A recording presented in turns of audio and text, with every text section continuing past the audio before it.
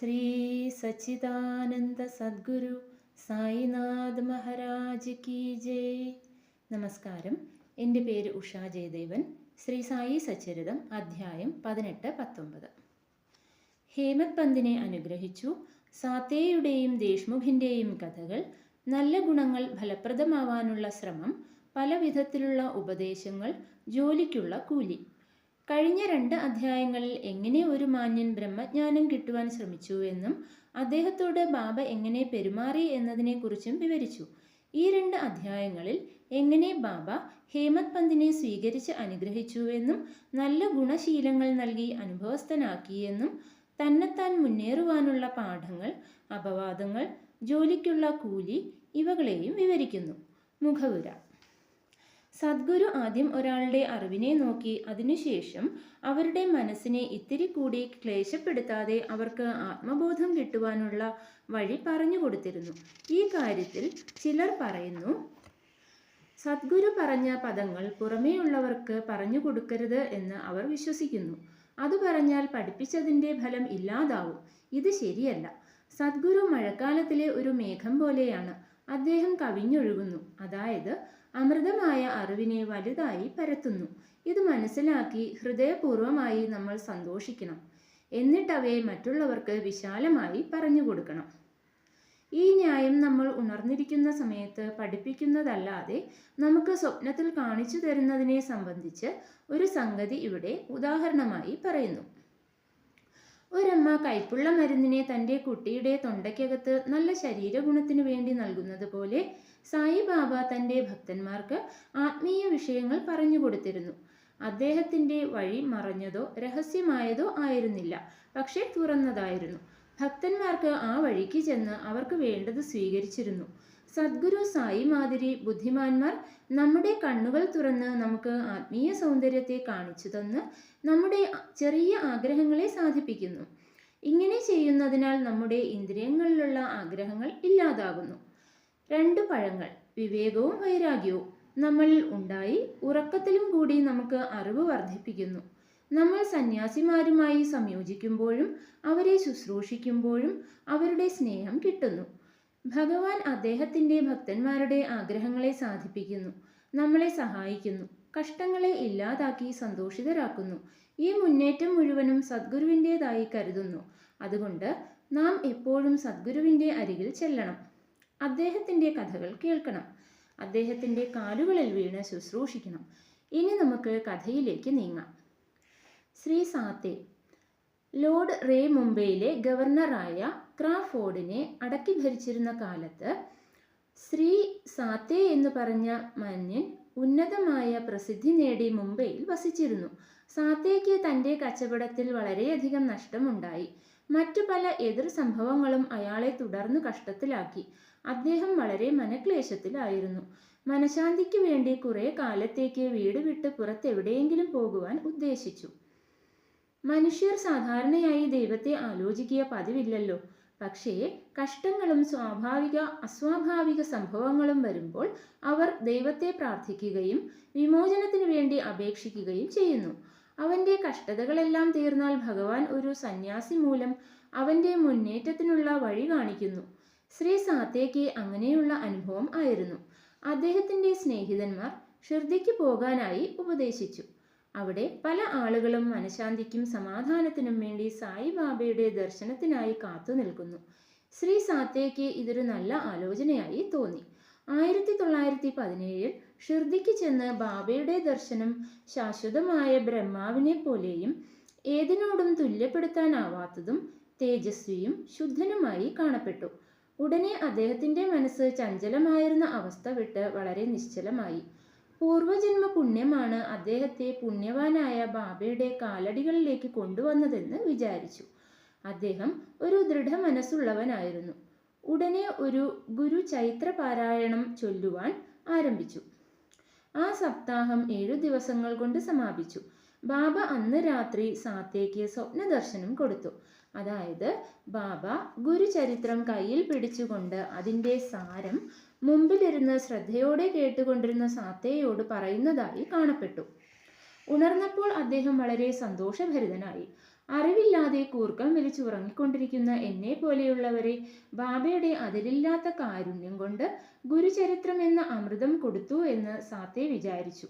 അടുത്ത ദിവസം കാക്കാ സാഹിബ് ഡിക്സിറ്റിനോട് താൻ കണ്ട സ്വപ്നവും ഒരാഴ്ചയ്ക്ക് സപ്താഹം വായിച്ചാൽ മതി എന്നുള്ള പ്രശ്നത്തെ ബാബയോട് ചോദിക്കുവാനായി, അല്ലെങ്കിൽ ഇനിയും വായന തുടരട്ടെയോ എന്നും അപേക്ഷിക്കുവാനും ആവശ്യപ്പെട്ടു. കാക്കാ സാഹിബ് തനിക്ക് നല്ല ഒരവസരം കിട്ടിയപ്പോൾ ബാബയോട് ചോദിച്ചു, ദേവ, എന്താണ് നിങ്ങൾ സാത്തേയോട് സ്വപ്നത്തിൽ പറഞ്ഞത്? അദ്ദേഹം സപ്താഹം നിർത്തണമോ അല്ല തുടരണമോ? അദ്ദേഹം ഒരു സാധാരണ ഭക്തനാണ്. അദ്ദേഹത്തിൻ്റെ ആഗ്രഹം നിറവേറ്റണം. പിന്നീട് ബാബ പറഞ്ഞു, അദ്ദേഹം ഒരു പ്രാവശ്യം കൂടി സപ്താഹം നടത്തണം. അത് ശ്രദ്ധയോടെ പഠിച്ചാൽ ഭക്തൻ ശുദ്ധനാവുകയും അതിനാൽ നന്മയുണ്ടാവുകയും ചെയ്യും. ഭഗവാൻ സന്തോഷിക്കുകയും അദ്ദേഹത്തെ ലൗകിക ബന്ധങ്ങളിൽ നിന്ന് മുക്തനാക്കുകയും ചെയ്യും. ആ സമയത്ത് ഹേമത് പന്ത് അവിടെ ഉണ്ടായിരുന്നു. അദ്ദേഹം ബാബയുടെ കാലുകൾ ഒഴിയുകയായിരുന്നു. ബാബ പറയുന്നത് കേട്ട് മനസ്സിൽ വിചാരിച്ചു, എന്ത്, സാത്തെ ഒരാഴ്ചയ്ക്ക് സപ്താഹം ചെയ്ത് അതിനുള്ള ഫലം കിട്ടി. ഞാൻ 40 വർഷമായി ഒരു ഫലവുമില്ലാതെ വായിക്കുന്നു. അദ്ദേഹത്തെ ഇവിടത്തെ 7 ദിവസത്തെ താമസം ഫലവത്തായി.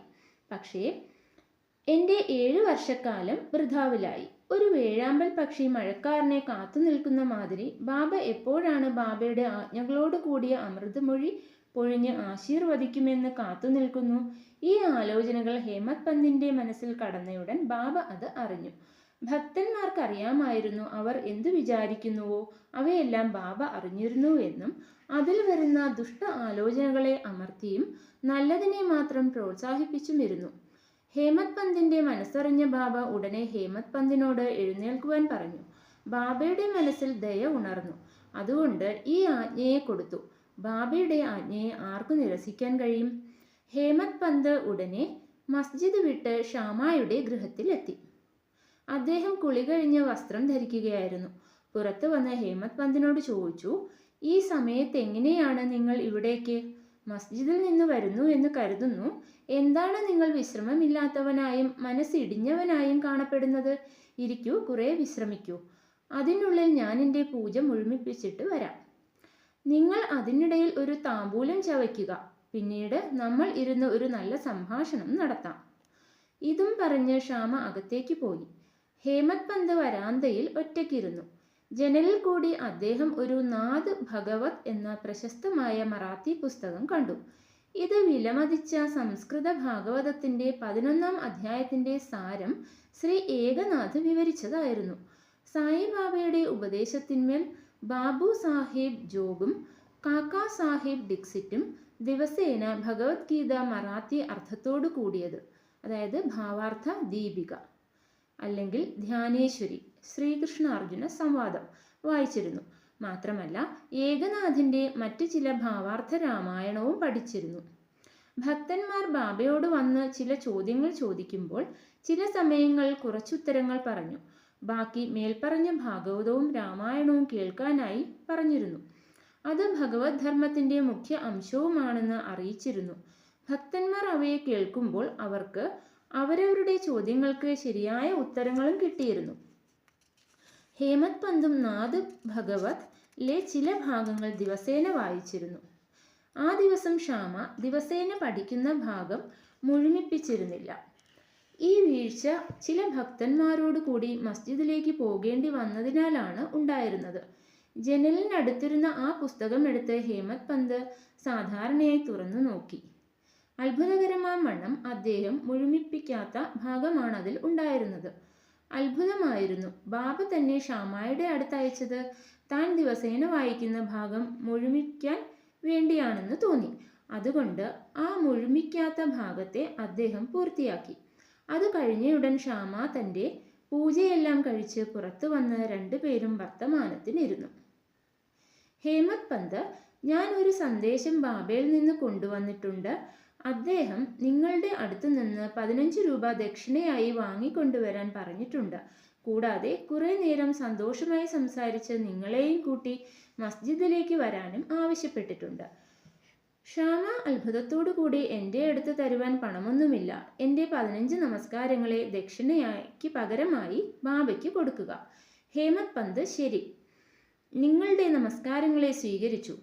ഇപ്പോൾ നമുക്ക് കുറേ കഥകളും ലീലകളും പറയാം. ബാബ നമ്മുടെ പാപങ്ങളെ നീക്കും. ശ്യാമ: ശരി, കുറെ നേരം ഇവിടെ ഇരിക്കൂ. ബാബയുടെ ലീലകൾ അതിശയമായതാണ്. ഞാനൊരു ഗ്രാമീണനാണെന്ന് നിങ്ങൾക്കറിയാമോ? നിങ്ങൾ ജ്ഞാനിയായ മാന്യനും അങ്ങ് വന്നതിന് ശേഷം കുറെ കൂടി ലീലകൾ കണ്ടിരിക്കും. താങ്കളുടെ മുമ്പിൽ എങ്ങനെ എനിക്കിതൊക്കെ പറയാൻ സാധിക്കും?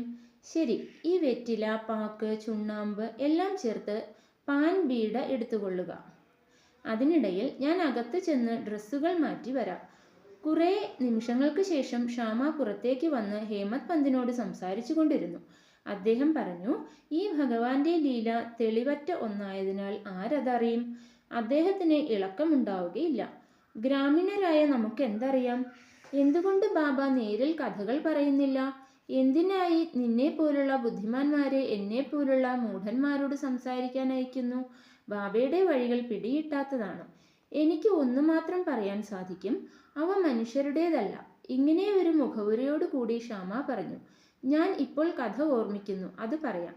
ഒരു ഭക്തന്റെ ഉറച്ച തീരുമാനം പോലെയാണ് ബാബയുടെ ഉത്തരങ്ങൾ. ചില സമയങ്ങളിൽ ബാബ തൻ്റെ ഭക്തന്മാരെ കഠിനമായ പരിശോധനകൾക്ക് വിധേയരാക്കും, പിന്നീട് ഉപദേശിക്കും. എൻ്റെ ഉപദേശം എന്ന വാർത്ത കേട്ടയുടനെ ഒരു മിന്നൽ പിണർ മനസ്സിനുള്ളിൽ കൂടി പായുന്നത് പോലെ തോന്നി. അദ്ദേഹം ഉടനടി ശ്രീ സാത്തയുടെ ഗുരുചരിതം വായിച്ചത് ഓർമ്മിച്ചു. ക്ലേശമായ മനസ്സിൽ ശാന്തി കിട്ടുവാനായി ഒരുപക്ഷെ ബാബ ഹേമത് പന്തിനെ ശ്യാമയുടെ അടുത്ത് അയച്ചിട്ടുണ്ടാകും. ഏതായാലും തൻ്റെ മനസാക്ഷി ശ്യാമയുടെ കഥകൾ കേൾക്കുവാൻ തുടങ്ങി. അവയെല്ലാം ബാബ എത്രയോ ദയാലുവും കരുണാസാഗരനും സ്നേഹമുള്ളവനുമാണ് ഭക്തന്മാരോട് എന്നതിനെ കാണിക്കുന്നു. ഹേമത് പന്ത് ഇതെല്ലാം കേട്ട് സന്തോഷിക്കാൻ തുടങ്ങി. അതിനുശേഷം താഴെ പറഞ്ഞ കഥ വിവരിക്കുവാൻ തുടങ്ങി. ശ്രീമതി രാധാബായി ദേശ്മുഖ്. രാധാബായി എന്ന ഒരു വയസ്സായ സ്ത്രീ ഉണ്ടായിരുന്നു. അവൾ കാഷാബാ ദേശ്മുഖിൻ്റെ അമ്മയായിരുന്നു. ബാബയുടെ കീർത്തിയെ കേട്ട് സംഗം നഗർ നിവാസികളോട് കൂടി അവർ ഷിർദിക്ക് വന്നു. അവർ ബാബയെ ദർശിച്ച് വളരെ പ്രീതിയിലായി. അവർ ബാബയെ ആരാധനയോടെയും വിശ്വാസത്തോടെയും സ്നേഹിച്ചു. ബാബയെ തൻ്റെ ഗുരുവായും സ്വീകരിച്ച് ഉപദേശങ്ങൾ നൽകണമെന്നും ആഗ്രഹിച്ചു. ബാബ അവൾക്ക് മന്ത്രമോ ഉപദേശമോ കൊടുക്കുന്നതുവരെ അവൾ പട്ടിണി വ്രതം അനുഷ്ഠിക്കാനും തീരുമാനിച്ചു. അവൾ അവളുടെ സത്രത്തിൽ തങ്ങിയിരുന്ന് 3 ദിവസം വ്രതം അനുഷ്ഠിച്ചു. ആ 3 ദിവസങ്ങളിലും ആഹാരമോ വെള്ളമോ കഴിച്ചിരുന്നില്ല. ആ സ്ത്രീയുടെ കടും പരീക്ഷയെ കണ്ട് ഞാൻ ഭയാകുലനാവുകയും അവൾക്ക് വേണ്ടി ബാബയോട് യാചിക്കുവാനും തീരുമാനിച്ചു. ഞാൻ പറഞ്ഞു, ദേവ, നിങ്ങൾ എന്താണ് ഇങ്ങനെ ആരംഭിച്ചിരിക്കുന്നത്? നിങ്ങൾ വളരെ ആളുകളെ ഇവിടെ കൊണ്ടുവരുന്നു. ആ വയസ്സായ സ്ത്രീയെ നിങ്ങൾക്കറിയാം. അവൾ നിങ്ങളെ ആശ്രയിച്ചിരിക്കുന്നവളാണ്. അങ്ങ് ഉപദേശിച്ചില്ലെങ്കിൽ അവൾ മരണം വരെ പൂർണ്ണവ്രതം അനുസരിക്കാൻ തയ്യാറായിരിക്കുന്നു. എന്തെങ്കിലും അവൾക്ക് സംഭവിച്ചാൽ ബാബ ഉപദേശിച്ചില്ല, അതിൻ്റെ ഫലമായിട്ടാണ് ആ സ്ത്രീ മരിച്ചതെന്ന് ആളുകൾ പറയും. അതുകൊണ്ട് അവളോട് ദയവ് കാണിച്ച് അനുഗ്രഹിച്ച് ഉപദേശം കൊടുക്കുക. അവളുടെ ദൃഢനിശ്ചയം കണ്ട് ബാബ അവളോട് തൻ്റെ മനസ്സ് മാറ്റാൻ ഉപദേശിച്ചത് ഇപ്രകാരമായിരുന്നു. ഓ അമ്മേ, എന്തിനു വേണ്ടി നിങ്ങൾ അനാവശ്യമായി ചിത്രവധപ്പെടുന്നു? നിങ്ങൾ എൻ്റെ അമ്മയാണ്. ഞാൻ നിങ്ങളുടെ മകനും. എന്നിൽ കരുണ കാട്ടി ഞാൻ പറയുന്നത് ശ്രദ്ധിക്കുക. ഞാൻ നിങ്ങൾക്ക് എൻ്റെ കഥ പറഞ്ഞു തരാം. അത് ശ്രദ്ധയോടെ കേട്ടാൽ നിങ്ങൾക്ക് നല്ലത് സംഭവിക്കും. എനിക്കൊരു ഗുരു ഉണ്ടായിരുന്നു. അദ്ദേഹം ഒരു നിപുണ സന്യാസിയും വളരെ ദയാലുവുമായിരുന്നു. അദ്ദേഹത്തെ ഞാൻ വളരെ കാലത്തേക്ക് ശുശ്രൂഷിച്ചിരുന്നു. എന്നിട്ടും അദ്ദേഹം ഒരു മന്ത്രമോ ഉപദേശമോ എനിക്ക് തന്നില്ല. എനിക്ക് അതിയായ ആഗ്രഹം ഉണ്ടായിരുന്നതിനാൽ ഞാൻ അദ്ദേഹത്തിൽ നിന്ന് പിരിഞ്ഞില്ല. ശുശ്രൂഷ ചെയ്തുകൊണ്ടിരുന്നു. ഇത് അദ്ദേഹത്തിൽ നിന്ന് എന്തെങ്കിലും ആജ്ഞ ലഭിക്കുമെന്ന ഉദ്ദേശത്തിലായിരുന്നു. പക്ഷേ അദ്ദേഹത്തിൻ്റെ വഴി തനിപ്പെട്ടതായിരുന്നു. അദ്ദേഹം ആദ്യം എൻ്റെ തലമുടി എടുപ്പിച്ചു. ദക്ഷിണയായി 2 പൈസ മേടിച്ചു. നിങ്ങൾ പറയും, എൻ്റെ ഗുരു ഒരു ഉത്തമനായിരുന്നിട്ടും എന്തുകൊണ്ട് അദ്ദേഹം പണം ചോദിക്കണം? എങ്ങനെ അദ്ദേഹത്തെ ആഗ്രഹമില്ലാത്ത ആളാണെന്ന് പറയും? മറുപടി ഇതിനായിരുന്നു, അദ്ദേഹം നാണയങ്ങളെ വകവെച്ചിരുന്നില്ല. അതുകൊണ്ട് എന്തു ചെയ്യുവാൻ സാധിക്കും? അദ്ദേഹത്തിൻ്റെ 2 പൈസ ഇതായിരുന്നു: 1 ദൃഢവിശ്വാസം, 2 ക്ഷമാശീലം അല്ലെങ്കിൽ സ്ഥിര പരിശ്രമം. ഞാൻ ഈ 2 പൈസ കൊടുത്തു. അതിൽ ബാബ വളരെ സന്തോഷിച്ചു. ഞാൻ എൻ്റെ ഗുരുവിനെ 12 കൊല്ലങ്ങൾ ശുശ്രൂഷിച്ചു. അദ്ദേഹം എന്നെ മുന്നോട്ട് കൊണ്ടുവന്നു. ഭക്ഷണത്തിനോ വസ്ത്രത്തിനോ യാതൊരു ക്ലേശവും ഉണ്ടായിരുന്നില്ല. അദ്ദേഹം എത്രയും അധികം സ്നേഹം നിറഞ്ഞവനായിരുന്നു. ചുരുക്കി പറഞ്ഞാൽ അദ്ദേഹം സ്നേഹം നിറഞ്ഞ ഒരു അവതാരമായിരുന്നു. എങ്ങനെ ഞാനത് വിവരിക്കും? എന്നെ അത്രയും അധികം സ്നേഹിച്ചു. അങ്ങനെയുള്ള ഗുരുക്കന്മാർ വളരെ ചുരുക്കമാണ്. ഞാൻ അദ്ദേഹത്തെ നോക്കുമ്പോൾ അദ്ദേഹം ആഴ്ന്ന ധ്യാനത്തിൽ ഇരിക്കുന്നതായി തോന്നും. പിന്നെ ഞങ്ങൾ രണ്ടുപേരും അതിയായ സന്തോഷത്തിലും രാത്രിയും പകലും ഞാൻ അദ്ദേഹത്തെ നോക്കി നിന്നിരുന്നു. വിശപ്പും ദാഹവും അറിഞ്ഞിരുന്നില്ല. അദ്ദേഹം ഇല്ലാത്തപ്പോഴൊക്കെ ഞാൻ വിശ്രമരഹിതനായിരുന്നു. എനിക്ക് എൻ്റെ ഗുരുവിനെ ശുശ്രൂഷിക്കുകയല്ലാതെ ധ്യാനത്തിൽ ഇരിക്കുവാനോ വേറെ എന്തെങ്കിലും ചെയ്യുവാനോ ഇല്ലായിരുന്നു. അദ്ദേഹം എൻ്റെ എല്ലാ തരത്തിലുമുള്ള രക്ഷകനുമായിരുന്നു. എൻ്റെ മനസ്സ് എപ്പോഴും അദ്ദേഹത്തിലായിരുന്നു. ഒരു പൈസ ദക്ഷിണയായി കൊടുത്തത് വളരെ ഇഷ്ടമായിരുന്നു. സാബൂരി ക്ഷമാശീലം. അതായിരുന്നു രണ്ടാമത്തെ പൈസ. ഞാൻ എത്രയും ക്ഷമയോടെ എൻ്റെ ഗുരുവിൻ്റെ ശുശ്രൂഷ ഏറ്റെടുത്തതായിരുന്നു. ക്ഷമ ഈ ലൗകികമായ സമുദ്രത്തെ കടക്കുവാൻ സഹായിക്കുന്നു. ക്ഷമ വീണ്ടും സകല പാപങ്ങളെയും ക്ലേശങ്ങളെയും കഴുകിക്കളയും. സകല തരത്തിലുള്ള ദുർസംഭവങ്ങളെ തടയും. ഭയം ഇല്ലാതാക്കുന്നു. ഒടുവിൽ നമുക്ക് വിജയം തരും. ക്ഷമ പ്രയത്നങ്ങളുടെ ഖനിയും നല്ല ആലോചനകളുടെ സുഖവാസ സ്ഥലവുമാണ്. എൻ്റെ ഗുരു എന്നിൽ നിന്ന് ഒന്നും ആഗ്രഹിച്ചിരുന്നില്ല. ഒരിക്കലും പുറം തള്ളിയതുമില്ല. പക്ഷെ എപ്പോഴും രക്ഷിച്ചിരുന്നു. ഞാൻ അദ്ദേഹത്തിൻ്റെ കൂടെ താമസിച്ചിരുന്നു, ചില സമയങ്ങളിൽ പുറത്തും. പക്ഷേ ഒരിക്കലും അദ്ദേഹത്തിൻ്റെ ഇല്ലായ്മ അറിഞ്ഞിരുന്നില്ല. അദ്ദേഹം എപ്പോഴും എൻ്റെ രക്ഷകനായി ഭവിച്ചു. അത് ഒരു ആമ തൻ്റെ പ്രിയ കുഞ്ഞുങ്ങളെ ദൂരെയായിരുന്നാലും അല്ല നദിയുടെ അക്കരെ ആയിരുന്നാലും തൻ്റെ ഒരു നോട്ടം കൊണ്ട് രക്ഷിക്കുന്ന പോലെയായിരുന്നു. ഓ അമ്മേ, എൻ്റെ ഗുരു എനിക്കൊരു മുദ്രയോ മന്ത്രമോ അപ്പോൾ പറഞ്ഞു തന്നിരുന്നില്ല. പിന്നെ എങ്ങനെയാണ് ഞാൻ നിങ്ങളുടെ കാതുകളിൽ ഓതുക? ഇത് ഓർമ്മിക്കുക, ഗുരു ആമയുടെ നോട്ടങ്ങളെ പോലെ നമുക്ക് സന്തോഷത്തെ പകർന്നു തരുന്നു. ആരുടെ അടുത്തു നിന്നും മന്ത്രമോ ഉപനിഷത്തോ കിട്ടുവാൻ ശ്രമിക്കേണ്ട. എന്നെ നിങ്ങളുടെ മുഖ്യ വസ്തുവായി വിചാരങ്ങളിലും പ്രവൃത്തികളിലും കരുതുക. സംശയമില്ല, പരമാർത്ഥം ജീവിതത്തിലെ ദൈവഗതി നിങ്ങൾക്ക് ലഭിക്കും. എന്നെ മനഃപൂർവ്വമായി നോക്കൂ, ഞാനും തിരിച്ചു നോക്കും. ഈ മസ്ജിദിൽ ഇരുന്നു കൊണ്ട് ഞാൻ സത്യം പറയുന്നു. ആരും സാധന അല്ലെങ്കിൽ ആരും ശാസ്ത്രത്തിൽ ഉറച്ച സ്ഥിതി ആവശ്യമെന്ന് കരുതണ്ട. നിങ്ങളുടെ ഗുരുവിൽ വിശ്വാസവും ധൈര്യവും പുലർത്തുക. ഗുരുവാണെല്ലാം ചെയ്യുന്നത്. ആരെയെല്ലാം അനുഗ്രഹിച്ചിട്ടുണ്ടോ അവർക്കറിയാം ഗുരുവിൻ്റെ മാഹാത്മ്യം. അവർ ഗുരുവിനെ ഹരി, മഹാവിഷ്ണു, ശിവൻ, ബ്രഹ്മാവ് ആയി കരുതുന്നു. ഗുരു പറഞ്ഞ ഉപദേശങ്ങൾ ആ സ്ത്രീക്ക് പൂർണ്ണ തൃപ്തിയും വിശ്വാസവും വന്നു. ബാബയെ വണങ്ങി തൻ്റെ വ്രതം അവസാനിപ്പിച്ചു. ഈ കഥകൾ വളരെ ശ്രദ്ധയോടും സൂക്ഷ്മതയോടും കേട്ടിരുന്ന ഹേമത് പന്ത് അതിൻ്റെ അർത്ഥവും ശരിയായ ഉപയോഗവും കണ്ട് അതിശയിച്ചുപോയി. ബാബയുടെ ഈ അതിശയലീലയെ കണ്ട് അടിമുതൽ മുടി വരെ ഉരുകിപ്പോവുകയും സന്തോഷം കൊണ്ട് തൊണ്ടയിടറുകയും ഒരു വാക്കുകൂടി പറയുവാൻ സാധിക്കാതെയുമായി. ശ്യാമ അദ്ദേഹത്തെ ഈ നിലയിൽ കണ്ടു ചോദിച്ചു, നിനക്ക് എന്താണ് സംഭവിച്ചത്? നീ എന്തുകൊണ്ട് മിണ്ടാതിരിക്കുന്നു? ബാബയുടെ പലവിധ ലീലകളെ ഞാൻ എങ്ങനെ വിവരിക്കും?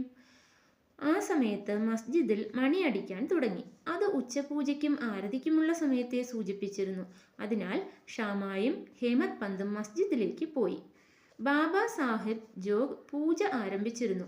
സ്ത്രീകൾ മസ്ജിദിനുള്ളിലും പുരുഷന്മാർ പുറത്ത് തുറന്ന സ്ഥലത്തും നിന്നിരുന്നു. എല്ലാവരും ഒന്നായി ആരതി പാടിക്കൊണ്ടിരുന്നു. അതിൻ്റെ വാദ്യവും കലർന്നിരുന്നു. ഷാമ ഹേമത് പന്തിനെയും വലിച്ചുകൊണ്ട് മുകളിലേക്ക് ചെന്നു. അദ്ദേഹം ബാബയുടെ വലതുവശത്തും ഹേമത് പന്ത് ബാബയുടെ മുന്നിലും ഇരുന്നു. അവരെ കണ്ടതും ബാബ ഷാമാവിൽ നിന്നും കിട്ടിയ ദക്ഷിണയെ ഹേമത് പന്തിനോട് തരാൻ ആവശ്യപ്പെട്ടു. അതിന് ഷാമ നമസ്കാരങ്ങളാണ് പണത്തിന് പകരമായി കൊടുത്തത്. ഹേമത് പന്ത്, ഷാമ നിങ്ങളുടെ മുമ്പിൽ തന്നെയാണ് ഇരിക്കുന്നതെന്നും പറഞ്ഞു. ശരി, നിങ്ങൾ രണ്ടുപേരും എന്തെങ്കിലും സംസാരിച്ചുവോ? അങ്ങനെയാണെങ്കിൽ എന്തൊക്കെ?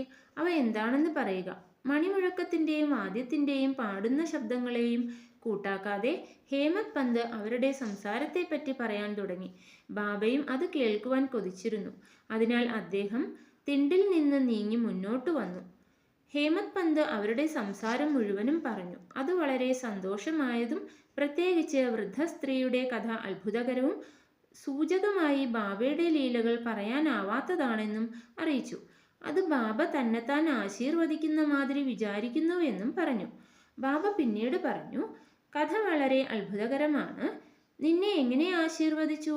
എല്ലാം ഞാൻ വിവരമായി അറിയാൻ ആഗ്രഹിക്കുന്നു. അതുകൊണ്ട് വിവരമായി പറയുക. ഹേമത് പന്ത് കുറെ സമയത്തിനു മുമ്പ് കേട്ടതും ബാബയുടെ മനസ്സിൽ ഒരു മുദ്രാചിഹ്നമായി പതിഞ്ഞതുമായ കഥയെ വീണ്ടും വിവരിച്ചു. ബാബ വളരെ സന്തോഷിച്ചു. എന്നിട്ട് ചോദിച്ചു, കഥ നിന്നിൽ പതിഞ്ഞുവോ? അതിൻ്റെ പ്രാധാന്യം ഞാൻ മനസ്സിലാക്കി. മനസ്സ് തെളിഞ്ഞു. എനിക്ക് നല്ല ശാന്തതയും സമാധാനവും കിട്ടി. ശരിയായ വഴിയും തെളിഞ്ഞു. പിന്നീട് ബാബ ഇപ്രകാരം പറഞ്ഞു, എൻ്റെ മാർഗം അപൂർവമായതാണ്. ഈ ഒരു കഥയെ നല്ലവണ്ണം ഓർമ്മിക്കുക. അത് വളരെ ഉപയോഗപ്രദമായിരിക്കും.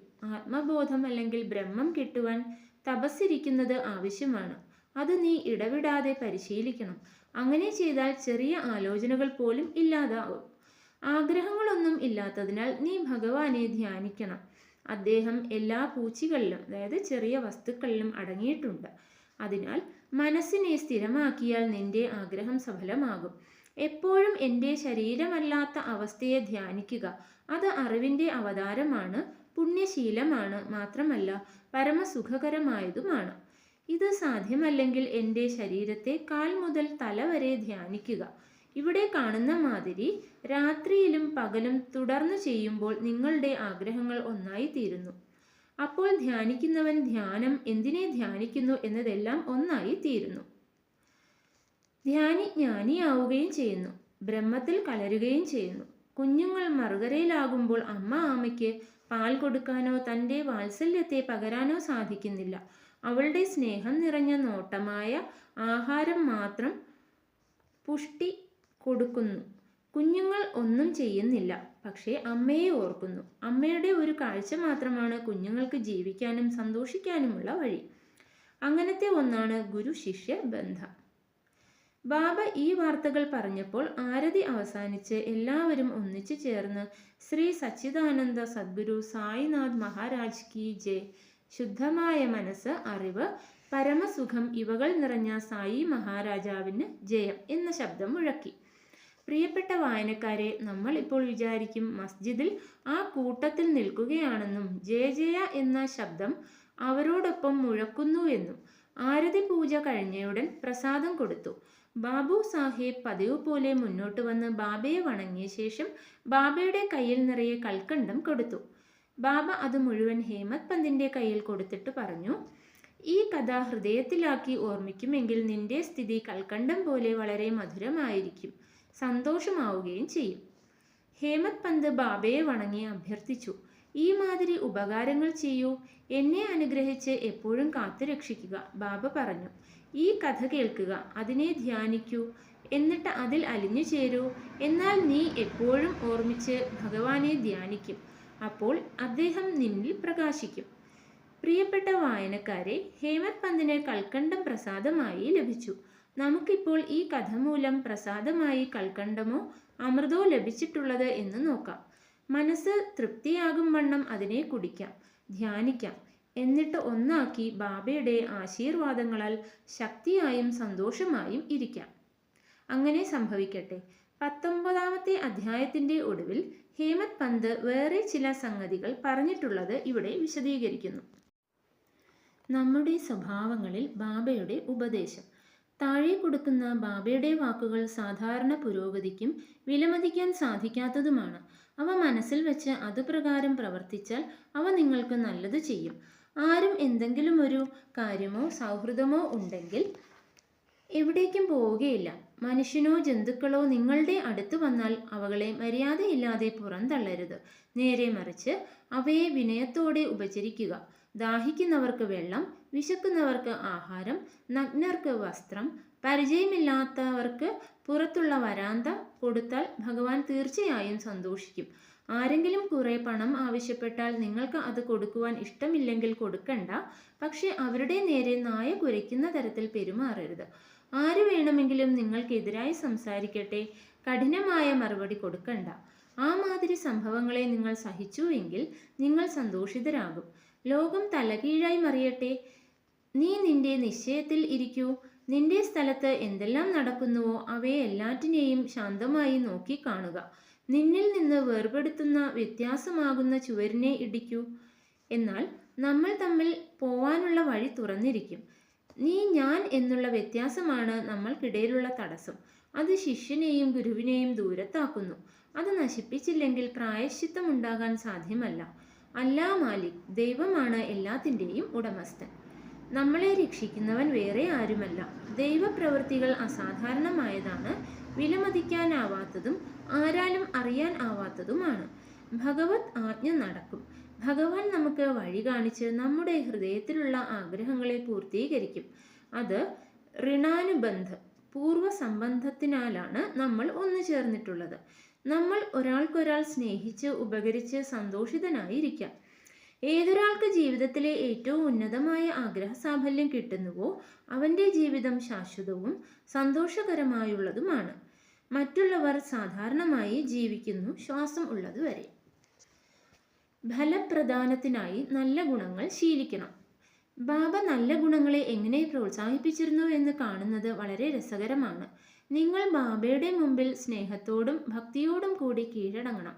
എന്നാൽ നിങ്ങൾക്ക് അറിയാൻ കഴിയും ബാബ എങ്ങനെ ജീവിതം മുഴുവനും ഉപകരിക്കുന്നു എന്നത്.